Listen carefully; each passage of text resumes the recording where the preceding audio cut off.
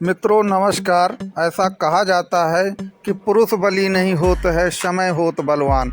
यही चीज़ आपके ज्योतिष और कुंडली में भी लागू होती है।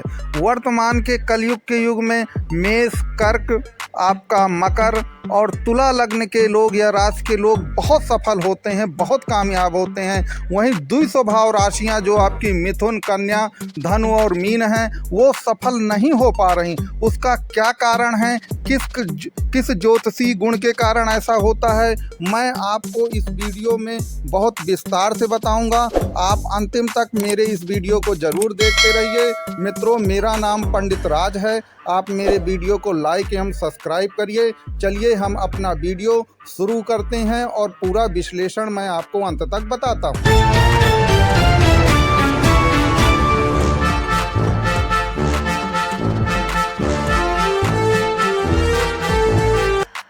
मित्रों, कहा यह जाता है कि समय बदलने के साथ साथ ज्योतिष भी आपकी उसी ढंग से बदलती रहती है। एक समय जो द्वापर और त्रेता का था, जब जो दो स्वभाव राशियां हैं जो बहुत विद्वान राशियां मानी जाती हैं, जिसमें मिथुन है, कन्या है, धनु है या मीन है, इनकी प्रतिष्ठा बहुत ज़्यादा थी उस युग में। लेकिन वर्तमान समय कलयुग में अगर देखा जाए तो कुल मिलाकर इन राशियों के लोग बहुत सफल नहीं हो पाते हैं। मैं आपको इस वीडियो में प्रैक्टिकली बिल्कुल व्यवहारिक रूप से ये दिखाऊंगा भी चार्ट के माध्यम से, और ये समझाऊंगा भी कि क्यों वास्तव में जो द्वि स्वभाव राशियां आपकी मिथुन, कन्या, धनु, मीन होती हैं वो लोग ज़्यादा सफल नहीं होते हैं। और उससे कमज़ोर जो राशियां हैं कुल मिलाकर, जिसमें आपकी मेष, कर्क, तुला और मकर, जिन्हें चर राशियां कहा जाता है, उनके लोग वर्तमान कलयुग के समय में इतना ज़्यादा सफल क्यों होते हैं, उसका मैं आपको चलिए कारण बता देता हूं। देखिए, सबसे पहला जो आपको मैं कारण बताऊं कि चर का मतलब क्या होता है। चर का मतलब होता है चलायमान, गतिमान। अब देखिए, जो चलायमान और गतिमान होगा वो ऊर्जावान भी होगा, और ऊर्जावान होगा, चलायमान, गतिमान और ऊर्जावान होगा तो उसमें तुरंत निर्णय लेने की क्षमता होती है। देखिए, जीवन में वही व्यक्ति इस समय सफल होता है जो तुरंत निर्णय लेने की क्षमता रखता हो। जबकि द्वि स्वभाव राशि के लोग हमेशा द्वंद्व में फंसे रहते हैं। वो उस प्रकार चलायमान, गतिमान और ऊर्जावान नहीं होते हैं इस कलयुग में, क्योंकि इस कलयुग में वैज्ञानिक युग में स्पीड इतनी तेज बढ़ गई है, गति, कि अब आप किसी मामले को बहुत दिनों तक सोचते और विचारते नहीं रह सकते, द्वंद्व में नहीं फंस सकते। लेकिन कुल मिलाकर के जो द्वि स्वभाव राशियां हैं वो बहुत ही ज़्यादा तटस्थ कह सकते हैं, न्यूट्रल टाइप के होते हैं, और कुल मिलाकर के त्वरित निर्णय नहीं ले पाते। इसीलिए आप देखेंगे कि जो आपकी चर राशियां हैं उनके लोग कुल मिलाकर के वर्तमान समय में ज़्यादा से ज़्यादा सफल होते हैं। देखिए, ऊर्जावान और गतिमान होने के कारण याद रखिए वो लोग तुरंत क्षणिक निर्णय तो लेते ही हैं, वो यथार्थवादी और व्यवहारवादी भी बहुत होते हैं। जबकि द्वि स्वभाव राशि के जो गुणी लोग होते हैं कुल मिलाकर, चाहे आपकी मिथुन, कन्या, धनु, मीन हो, वह आदर्शवादी होते हैं। ये लोग व्यवहारिक होते हैं तो वो लोग बहुत इमोशनल टाइप के होते हैं। ये व्यवहारिक होने के कारण ज़्यादा सफल हैं, ज़्यादा कुल मिलाकर इस कलयुग में अपनी सफलता के झंडे गाड़ते हैं। जबकि आपकी उन राशियों में ऐसा नहीं हो पाता है, जिसके कारण, और एक चीज़ और याद रखिए, ये बहुत क्षणिक स्वभाव के होते हैं, तो इनके मित्र भी बहुत क्षणिक होते हैं। किसी चीज़ को पकड़ते हैं, छोड़ देते हैं, जब तक उनका काम चलता है तब तक ठीक है। माना कि ये गुण नैतिक रूप से सही नहीं कहा जाएगा, लेकिन ऐसे ही लोग हम देखते हैं कि आज के कलयुग में ज़्यादा से ज़्यादा सफल होते हैं। अतः मेरा ये विश्लेषण बताने का मतलब ये था कि इनमें इस तरह के गुण होते हैं। इसका मतलब ये नहीं कि इनमें कोई अवगुण नहीं होता है। याद रखिए, जो भी चर राशि के होते हैं, मेष, कर्क, तुला, मकर के, वो बहुत ही ज़्यादा गुस्सैल और अधीर प्रवृत्ति के लोग होते हैं, जिसके कारण से उनकी लोगों से ज़्यादा बनती नहीं है। दूसरा, वह बार बार अपने कार्यों में परिवर्तन करते चले जाते हैं, जिससे कई बार परिवर्तन करने से भी उनको बहुत ज़्यादा एक जगह वो ज़्यादा टिकते नहीं है, बार बार अपने बिजनेस, अपने काम को बदलते रहते हैं, जिसके कारण से भी उनकी बहुत ज़्यादा सफलता नहीं मिलती है।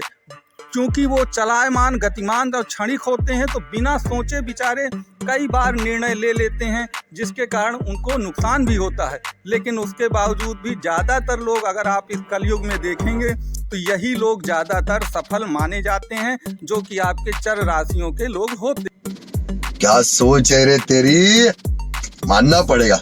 अब मित्रों, मैं आपको मेष राशि या मेष लग्न के हिसाब से आपको चर राशियों के उदाहरण से ये समझाऊंगा कि कैसे कलयुग के युग में ये जो चर राशियां होती हैं, जिसमें आपकी मेष, कर्क, तुला और मकर होता, ये क्यों आखिरकार इतने सफल हैं। जैसा कि आप ये मेष लग्न की कुंडली देख रहे हैं, देखिए ये एक प्रकार से काल पुरुष की भी कुंडली है, और एक काल पुरुष की कुंडली है। लग्न का स्वामी इसका मंगल होता है। मंगल क्या है? मंगल अग्नि है, मंगल ऊर्जा है। तो मंगल अगर अग्नि है, ऊर्जा है, तो आप समझ सकते हैं कि ये कितने ज़्यादा ऊर्जावान लोग होते हैं। अगर आप इसका जहाँ पे 10 लिखा है, जो कर्म का भाव है, वो शनि का एक प्रकार उसका स्वामी है। तो शनि क्या है? शनि एक प्रकार से लोगों को कर्म करने पर मजबूर कर देता है, नहीं वह उसके लिए दंडित भी करता है। तो याद रखिए, कर्म की शक्ति और कर्म के साथ वो अग्नि जो है, जो ज्वाला है, ऊर्जा है, वो मंगल द्वारा प्रदान की जाती है। इस प्रकार से ये बहुत ही पावरफुल कुंडली मानी जाती है। अगर आप दूसरा उदाहरण देखें, तो जैसे ये कर्क का उदाहरण मैं दे रहा हूँ, देखिए जो आपकी एक प्रकार से चर राशियां हैं, उनकी एक सबसे बड़ी विशेषता भी यही है कि इसमें एक ही आपका जो स्वामी होता है किसी भी लग्न और राशि का, वह केंद्र और त्रिकोण दोनों का स्वामी होता है। आप ये कुंडली में देख रहे हैं, कर्क लग्न की ये कुंडली है। इसमें जो आपका मंगल है वो पंचमेश भी है और दशमेश भी है,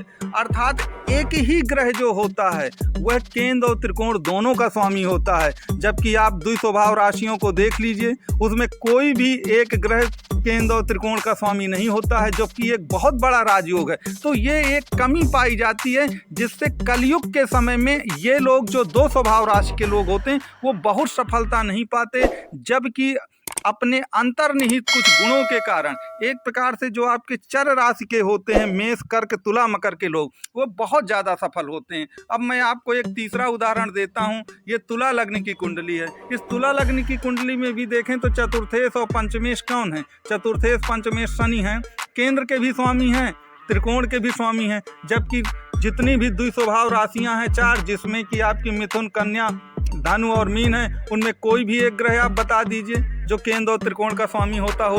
इसी कारण, अपने अंतर्निहित गुणों के कारण, अब तुला लग्न है तो शुक्र उसका स्वामी होता है और शनि उनके मित्र होते हैं। तो निश्चित तौर पर जो एक प्रकार त्वरित निर्णय, जो मैं आपको शुरू में मूल कॉन्सेप्ट बता चुका हूँ कि त्वरित निर्णय लेने की जो इनकी क्षमता है, निश्चित तौर पर अब आप कह सकते हैं कि बिना सोचे विचारे अगर निर्णय ले लिया, नुकसान भी हो सकता है, तो निश्चित तौर पर नुकसान होता है। लेकिन याद रखिए, ये लोग बहुत संघर्षशील होते हैं, जो आपके चर स्वभाव राशि के लोग होते हैं, और इनका व्यक्तित्व बहुत ही ज़्यादा संघर्ष से बनता है, बहुत मजबूत व्यक्तित्व इनके पास होता है। आपको मैं चौथा उदाहरण आप देख सकते हैं, जो कि मकर राशि का है।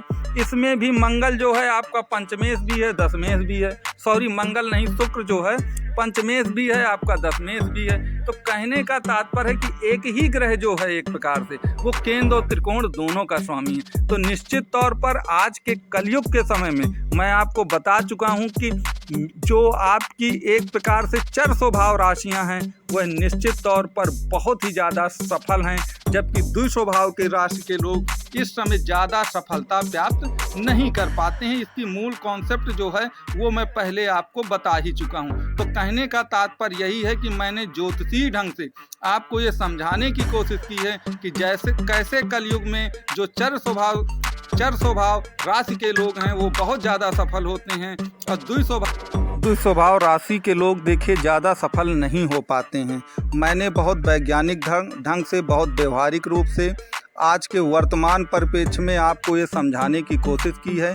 आप कमेंट बॉक्स में ये लिखकर बताइएगा कि वास्तव में आपकी लग्न और राशि क्या है। क्या आप चर राशि या लग्न के हैं, या द्विस्वभाव या लग्न और राशि के हैं? फिर आप ये विश्लेषण कमेंट बॉक्स में ज़रूर लिखिएगा कि वास्तव में मैंने जो आपको बताया है क्या वो सही है या गलत है। मित्रों, आप इसी के साथ मैं आपसे विदाई लेता हूं और ये कहता हूं कि मेरे चैनल अगर आपको अच्छा लगा हो तो इसको लाइक, सब्सक्राइब करें।